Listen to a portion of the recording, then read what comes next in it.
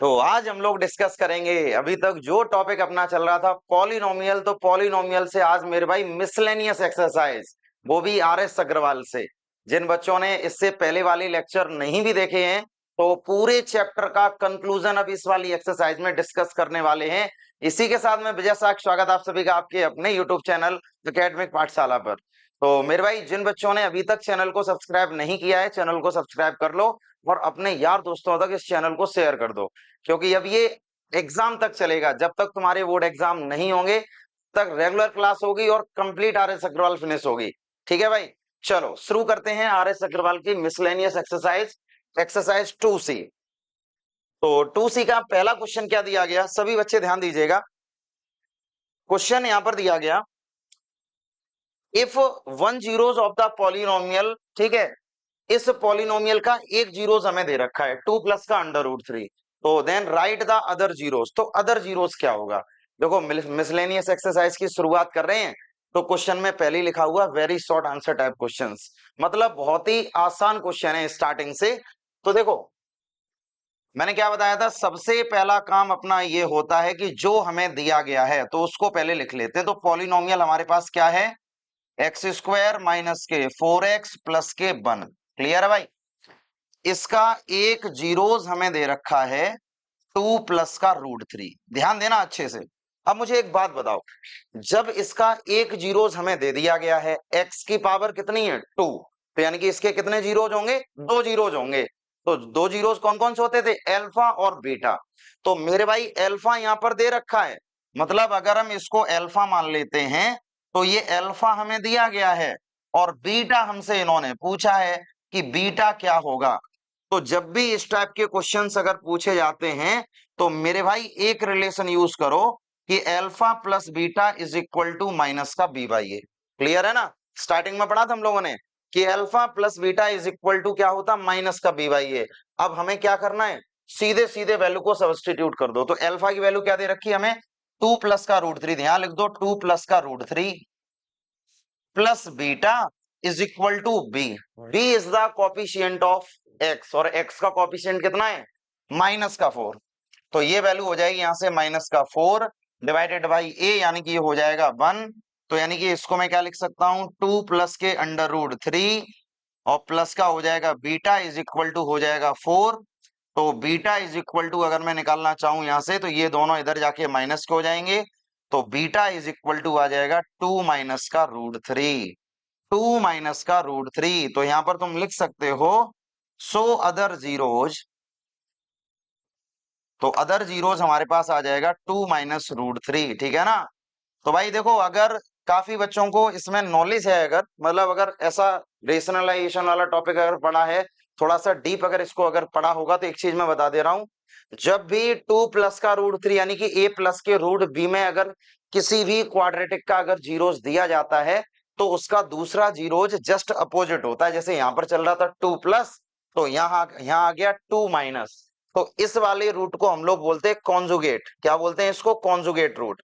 जब आगे 11th class में जब आओगे तब तुम्हें समझ में आएगा कि कॉन्जुगेट का मतलब क्या होता है। ठीक है ना? तो फिलहाल यहाँ पर मैं बता दे रहा हूँ कि सिर्फ कॉन्जुगेट बोलते हैं जब भी ऐसी सिचुएशन क्रिएट होती है तब। ठीक है ना भाई? तो उम्मीद करते हैं चीजें समझ में आ रही होंगी सभी बच्चों को। ठीक है, चाहो तो भाई इसका स्क्रीनशॉट ले लिया करो। ठीक है, नोट्स बनाते चलो। ये मत सोचो कि केवल हमें वीडियो देखकर मैथ समझ में आ जाएगा। भाई मैथ का मतलब ही होता है कि कितनी ज्यादा प्रैक्टिस कर सकते हो। चलो भाई इसी सीरीज में अब हम लोग बढ़ते हैं नेक्स्ट क्वेश्चन की तरफ। ठीक है, question number second. Second question भी आसान है। Find the zeros of the polynomial. मुझे इस पॉलिनोमियल का जीरोज निकालना है। तो देखो भाई, जब भी पॉलिनोमियल का जीरोज पूछा जाए तो हमें क्या करना होता है कि पॉलिनोमियल को, इस पॉलिनोमियल को हम किसके बराबर करेंगे भाई, जीरो के बराबर कर देंगे। किसके बराबर कर देंगे, जीरो के बराबर कर देंगे। ठीक है, एक रूल होता है कि अगर कांस्टेंट में कुछ ऐसी कंडीशन हो जिसके फैक्टर हो रहे हो तो वही फैक्टर उस पॉलिनोमियल को सेटिस्फाइड करेंगे। जैसे देखना भाई, अगर क्वाड्रेटिक को तुमने पढ़ा होगा तो क्वाड्रेटिक को कैसे सॉल्व करते थे कि कांस्टेंट का multiply coefficient of x²। Simple है ना? तो ऐसी दो वैल्यू सोचो कि मल्टीप्लाई करने पर आना चाहिए मेरे भाई p प्लस का, p ब्रैकेट में p+1। ऐसी दो वैल्यू हमें सोचनी है कि मल्टीप्लाई करने पर तो यही आना चाहिए। p ब्रैकेट में p प्लस 1 और यहां साइन क्या चल रहा है माइनस, माइनस करने पर बनाना चाहिए, माइनस करने पर बनाना चाहिए। तो कहोगे सर यही तो फैक्टर सेटिस्फाई करेंगे कि p प्लस 1 में से p को माइनस करो, p प्लस 1 में से p को माइनस करो, यही तो आएंगे ना। p प्लस 1 में से p माइनस करो 1 बचेगा, सिंपल है भाई, बताओ। तो यही फैक्टर सेटिस्फाई करेंगे, लिख दो यहाँ पर। तो यहाँ पर ये क्या हो जाएंगे एक्स स्क्वायर ब्रैकेट में ये हो जाएगा p प्लस 1 में से माइनस करो p को, तो ये वैल्यू आ जाएगी p ब्रैकेट में p प्लस का 1 इज इक्वल टू हो जाएगा 0। तो देन यहाँ पर आ जाएगा एक्स स्क्वायर प्लस के, ये वैल्यू हो जाएगी p प्लस के 1 एक्स माइनस का पी एक्स और माइनस का p ब्रैकेट में p प्लस का 1 इज इक्वल टू 0। तो अगर हम यहाँ से x को कॉमन कर लें तो ये वैल्यू आ जाएगी x ब्रैकेट में p प्लस के 1, ठीक है। अगर हम माइनस p को कॉमन कर लें तो यहाँ वैल्यू आ जाएगी x ब्रैकेट में p प्लस के 1। देख लो भाई, अगर हम यहाँ से एक ब्रैकेट में से पूरे को x ब्रैकेट में p प्लस 1 को अगर हम कॉमन कर लेते हैं तो दूसरा ब्रैकेट आएगा x माइनस का p। तो अब क्या करोगे कि x bracket x p plus 1 को अगर हम 0 के बराबर कर दें एंड x माइनस p को अगर हम 0 के बराबर कर दें तो 1 value of x is equal to ये आ जाएगा यहाँ से p प्लस का 1, ठीक है। ये तो आ गई है एक वैल्यू, और दूसरी वैल्यू क्या आ जाएगी x is equal to p, ये दूसरी वैल्यू आ जाएगी, ठीक है भाई। तो ये दो वैल्यूज हो गई और यही दोनों इसके जीरोज होंगे भाई, एक x is equal to minus में p प्लस 1 और एक x is equal to p। देख लो भाई सभी, और ये क्वाड्रेटिक इक्वेशन को सॉल्व करने का पैटर्न होता है भाई, ठीक है। जब भी अगर कांस्टेंट के फैक्टर अगर हो रहे होंगे तो कांस्टेंट के फैक्टर ही कंडीशन को सेटिस्फाई करते हैं। चलो भाई, इस सीरीज में अब हम लोग बढ़ते हैं नेक्स्ट क्वेश्चन की तरफ। तो नेक्स्ट क्वेश्चन भी बिल्कुल डिक्टो है, देखो यहाँ पर भी कांस्टेंट के फैक्टर इन्होंने दे दिए हैं, ठीक है। तो बिल्कुल सेम है, तो हमें इसमें ज्यादा नहीं सोचना पड़ेगा, सॉल्यूशन करने का तरीका अपना सेम रहेगा। यहाँ पर क्या करना भाई हमें कि एक्स स्क्वायर माइनस के 3x और माइनस के यहाँ चल रहा है यहाँ पर m और ब्रैकेट में वैल्यू आ रही है m प्लस का 3 इज इक्वल टू कर दो 0। तो यानी कि इसको मैं लिख सकता हूँ x और ये वैल्यू यहाँ पर आ जाएगी m प्लस 3 में से माइनस कर दो m को, तो इधर ये वैल्यू आ जाएगी m ब्रैकेट में m प्लस के 3 इज इक्वल टू हो जाएगा 0, ठीक है। तो ये वैल्यू आ जाएगी x और ये आ जाएगा m प्लस के 3x, ये हो जाएगा प्लस के mx, ये आ जाएगा m ब्रैकेट में m प्लस के 3 इज इक्वल टू कर दो 0। तो अगर मैं यहाँ से x को कॉमन कर लेता हूँ तो x माइनस के m प्लस का 3 बनेगा ये, ठीक है। एंड प्लस के m को अगर मैं कॉमन कर लेता हूँ तो x माइनस के m प्लस 3 बनेगा यहाँ पर, इज इक्वल टू कर देना है 0। एक ब्रैकेट को यहाँ से कॉमन कर लो, इससे पहले वाला क्वेश्चन करवाया था बिल्कुल डिक्टो, देखो कैलकुलेशन हो रहा है यहाँ पर। तो एक x प्लस m बराबर 0 हो जाएगा। अब एक बार इस वाले फैक्टर को 0 के बराबर कर दो भाई कि m plus 3 is equal to हो जाएगा 0 and x plus m is equal to हो जाएगा 0। तो यहां से x ही वैल्यू आ जाएगी m प्लस का 3, ठीक है। And other value of x is equal to आ जाएगा माइनस ऑफ m। देख लो बिल्कुल सेम क्वेश्चन था, इससे पहले भी मैंने अभी ऐसा ही करवाया था। बस हमें ये देखना होगा क्या कांस्टेंट में फैक्टर दे रखे हैं, अगर कांस्टेंट में फैक्टर दिए गए हैं तो वो कंडीशन को सेटिस्फाई करेंगे ही करेंगे, ये हर बार होगा, ये समझ लो, ठीक है। इसीलिए ये आसान है क्वेश्चंस। एंड इसके बाद हम लोग बढ़ते हैं नेक्स्ट क्वेश्चन की तरफ। देखो वेरी शॉर्ट वाली सीरीज में अभी चल रहे हैं तो क्वेश्चन बहुत सारे आसान आएंगे अभी। अब जैसे ये क्वेश्चन क्या दिया गया, if alpha comma beta are the zeros of the polynomial such that alpha plus beta is equal to 6 and alpha into beta is equal to 4 then write the polynomial. Polynomial को लिखो। तो देखो भाई ये कितना आसान क्वेश्चन है।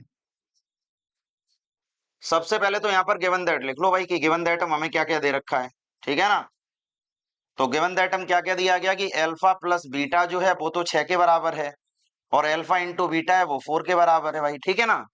Required polynomial, अगर हम यहाँ से रिक्वायर्ड पॉलिनोमियल के बारे में अगर मैं बात करता हूं तो मेरे भाई पॉलिनोमियल क्या होगा, पॉलिनोमियल ये होगा कि px इज इक्वल टू वैसे तो एग्जैक्ट जो एक्चुअल फॉर्मूला जो होता है वहां पर k कांस्टेंट में आता है, क्योंकि हम k मतलब k टाइम्स हम पॉलिनोमियल जनरेट कर सकते हैं जब भी हमें दो कंडीशन दी जाएंगी, ठीक है ना। एक्स स्क्वायर माइनस के अल्फा प्लस बीटा ये x बनेगा और ये बनेगा अल्फा इंटू बीटा। अब देखो कभी कभार क्या होता है, जैसे सपोज करो अगर हम इसको के बगैर भी लिख दूं तब भी चीजें ठीक रहती हैं, ठीक है ना। फिलहाल इन्होंने एक पॉलिनोमियल हमसे जनरेट करने के लिए बोला है तो हम के बगैर भी इसको लिख सकते हैं।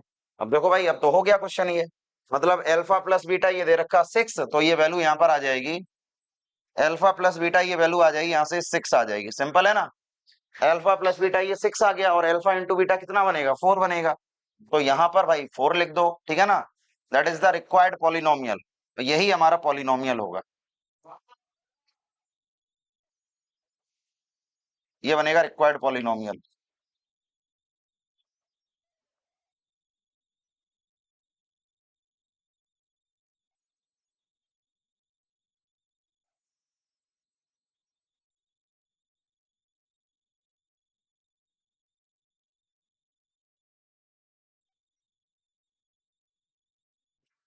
तो भाई हमने बताया था ना, इस वाली एक्सरसाइज में मैक्सिमम क्वेश्चन तुम्हें इसी टाइप के मिलेंगे, मतलब सीधे सीधे फॉर्मूले बेस्ड क्वेश्चंस रहेंगे, ठीक है ना।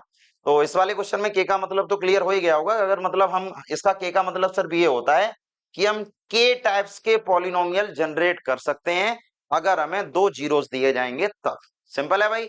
अदरवाइज अगर हमें वन अगर पॉलिनोमियल कैलकुलेट करना है, सिंगल पॉलिनोमियल, तो हम के को ना भी लिखें तब भी कोई इंपैक्ट यहाँ पर पड़ेगा नहीं। क्लियर है भाई। चलो इसी सीरीज में अब हम लोग बढ़ते हैं नेक्स्ट क्वेश्चन की तरफ। तो नेक्स्ट क्वेश्चन हमें क्या दिया गया, अगर हम नेक्स्ट क्वेश्चन की बात करें, क्वेश्चन नंबर 5। तो सबसे पहले क्वेश्चन नंबर 5 की बात हम कर लेते हैं। देखो, if one zeros of the quadratic polynomial is 2, मतलब इसका एक जीरोस हमें दिया गया वो 2 है, तो मुझे ये बता दो के की पॉसिबल वैल्यू क्या होगी, ठीक है ना भाई। तो अब तुम एक चीज समझना यहाँ पर सभी, के की पॉसिबल वैल्यू के बारे में अगर मैं बात करूं, तो पॉलिनोमियल हमारे पास होगा के एक्स स्क्वायर प्लस के 3x प्लस के ये हमें दिया गया, जिसमें एक जीरोज हमें इसका दे रखा है भाई 2। तो तुम एक काम करो, अगर ये इसका जीरोज है तो जब हम पॉलिनोमियल पुट करेंगे तो वो उसको सेटिस्फाई भी करेगा।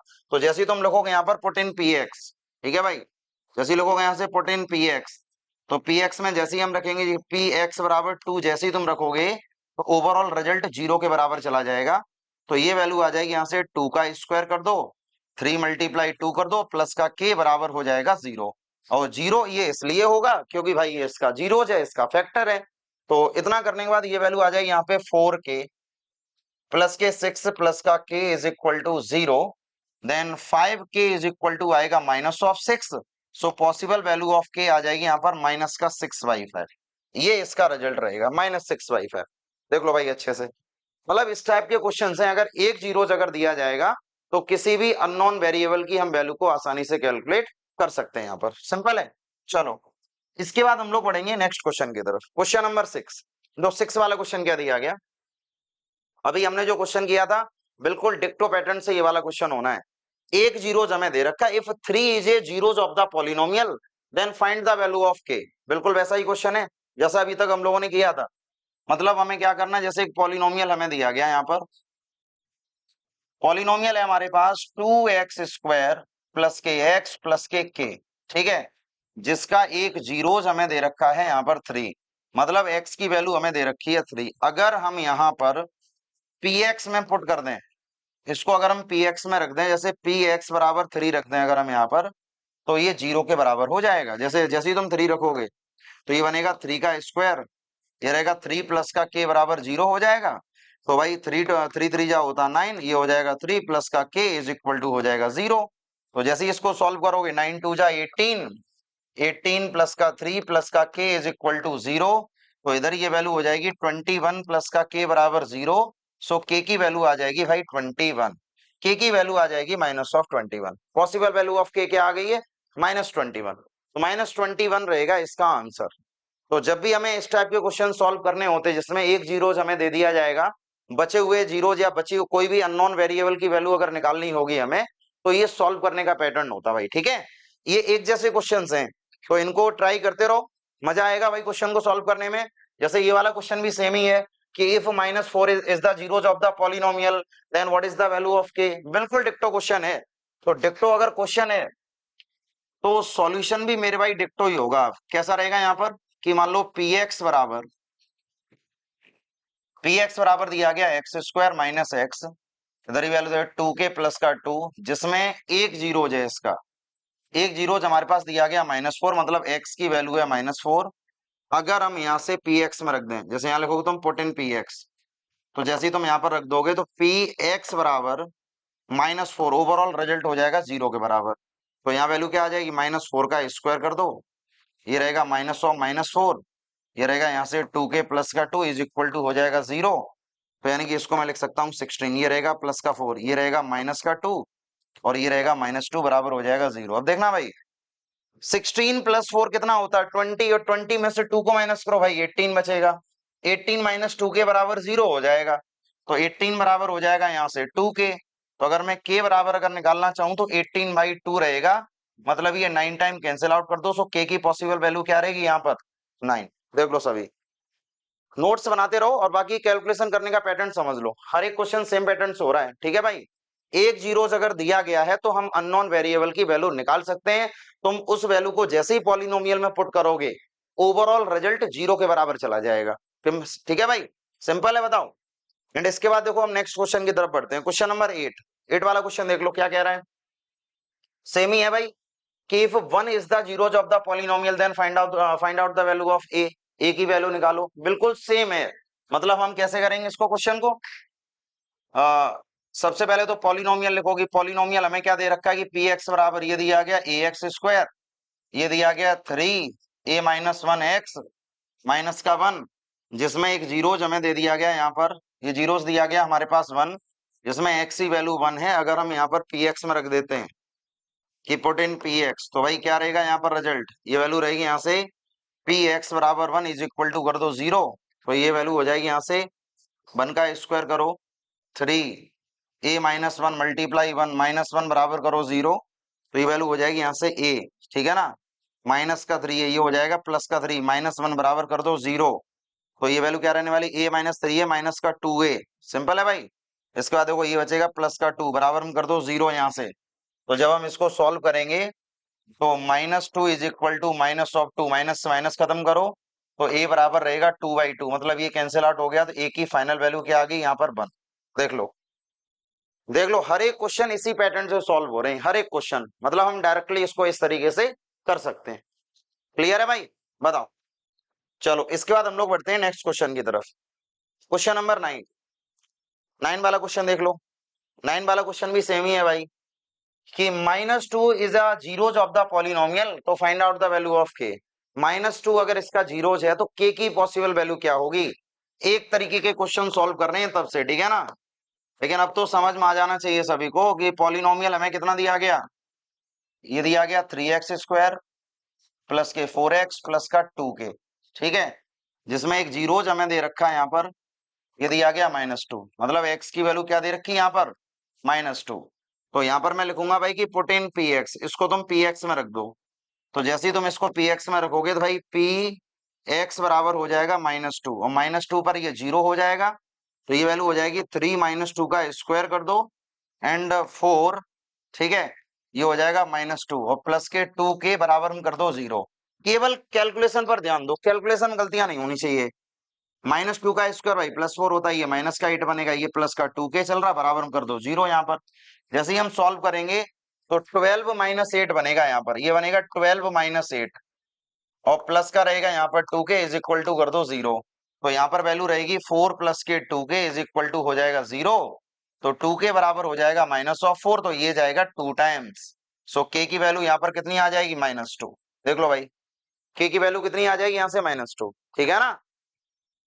नोट्स सभी बच्चे बनाते रहो और मैथ देखने से नहीं प्रैक्टिस करने से आएगा।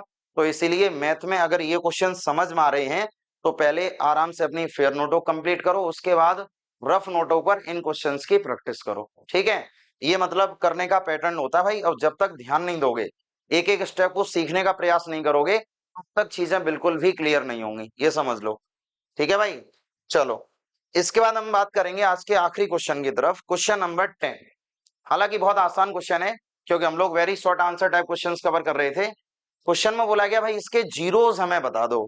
तो भाई सिंपल मेथड मैंने बताया था, जब भी हमसे जीरोज पूछे जाएंगे, जब भी हमसे जीरोज पूछे जाएंगे तो इस पॉलिनोमियल को 0 के बराबर कर देंगे। रूल क्या कहता है, rule of quadratic equation, constant का multiply coefficient of x square. तो 6 के ऐसे फैक्टर करो कि मल्टीप्लाई करने पर 6 आना चाहिए एंड माइनस करने पर कितना बचे 1 बचे। तो कह दोगे सर 3 2 जा 6, क्योंकि 3 में से अगर 2 को माइनस करेंगे तो 1 बचेगा और 3 में 2 से मल्टीप्लाई करेंगे तो भाई 6 आएगा। तो यानी कि इसको मैं क्या लिख सकता हूं, एक्स स्क्वायर, ये रहेगा 3 माइनस 2x और माइनस 6 इज इक्वल टू 0 करो, तो एक्स स्क्वायर माइनस का 3x प्लस का 2x माइनस के 6 इज इक्वल टू 0। तो अगर हम x को कॉमन कर लेते हैं तो x माइनस 3 बनेगा, प्लस के 2 को कॉमन कर लेते हैं तो x माइनस 3 बनेगा। तो अगर हम यहाँ से x माइनस 3 को कॉमन कर लेते हैं तो यहाँ पर बचेगा x प्लस का 2। तो भाई एक बार तुम x माइनस 3 को 0 के बराबर कर दो, एक बार x प्लस के 2 को 0 के बराबर कर दो। तो one value of x is equal to 3 and other value of x is equal to minus 2। Simple है भाई, बताओ। सो जीरोस आर 3 प्लस का 3 कॉमा माइनस का 2, ये इस क्वेश्चन का आंसर रहने वाला है। देख लो भाई अच्छे से, ठीक है। चाहो तो स्क्रीनशॉट ले लिया करो, बाद में फेयर बनाने के काम आ जाएगा। तो उम्मीद करते हैं कि आज का वीडियो लेक्चर आप सभी को बहुत अच्छा लगा होगा, और किसी भी क्वेश्चन से रिलेटेड, किसी भी टॉपिक से रिलेटेड अगर कोई भी अगर डाउट होता है तो भाई कमेंट करके जरूर बताया करो, ठीक है ना। यहाँ हम लोग जो भी मतलब पढ़ाने आ रहे हैं सिर्फ एक ही मोटिव है कि अपने सब्जेक्ट को, अपने कॉन्सेप्ट को इतना बेहतरीन तरीके से समझाया जाए जो कमजोर से कमजोर बच्चा उनको सॉल्व कर पाए, ठीक है ना। तो इसीलिए RS अग्रवाल चूज करने का एक यही ऑप्शन रहा है, क्योंकि मैक्सिमम क्वेश्चंस होंगे और सेम कॉन्सेप्ट के होंगे तो सीखने में थोड़ा आसानी रहेगी, ठीक है। टारगेट तो अपना भाई है भाई, बोर्ड एग्जाम में 80 आउट ऑफ 80 करते रहेंगे, लास्ट में बोर्ड की प्रिपरेशन भी करवाएंगे, काफी सारे प्रीवियस ईयर के पेपर भी लगवाएंगे, बस लगातार जुड़े रहिए। चलो भाई मिलते हैं फिर हम लोग नेक्स्ट वीडियो लेक्चर में।